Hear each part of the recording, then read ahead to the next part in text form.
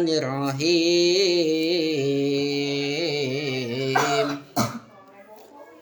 Innal abrara saestuna pirang-pirang jalma anu alus, lain jalma goreng tapi jalma anu naon nu alus,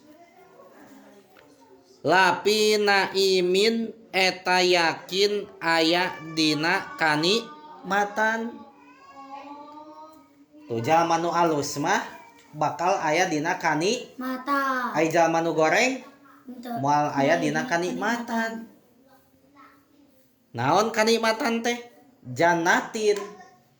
Tegas nama surga. Jadi jalma anu aralus bakal asup surga. Alus naon nih dia teh? Nah, dina ieu ayat surat At-Tatfif ayat 22 Allah Subhanahu wa taala suruhun pibayani akibati amrihim. Allah ngajelaskeun balukar urusan jalma-jalma mukmin anu beramal soleh. Jadi dina ayat 22 ieu Allah menjelaskan naon cenah akibat naon akibat teh?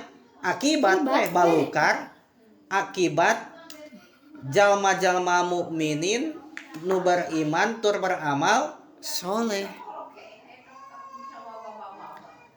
Di anu mana sebelum ieu ayat Allah Subhanahu wa taala ngajelaskeun tentang catatan amal mukminin orang beriman tur anu beramal soleh. Kan memeh nama nerangkeun catatan amal nanya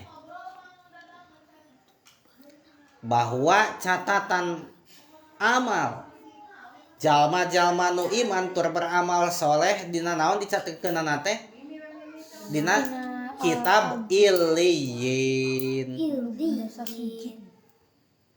Sabalikna sijin, jalma-jalma kafir dina sijin eta mah dicatetkeun amalna teh. Tah kitu we. Intina mah dina ieu ayat 22 Allah Subhanahu wa taala memulai akan menjelaskan akibat perbuatan orang beriman dan beramal soleh nyaeta bakal aya dina kanikmatan, tegasna bakal asup surga. Kumaha di surga teh? Engke dina ayat 23, 24, terus 25, terus 26, 27. Itu keayaan di surganya 27, 28. Tadugi ke 28 keayaan di surga dijelaskan ku saha? Ku Gusti Allah Subhanahu wa taala.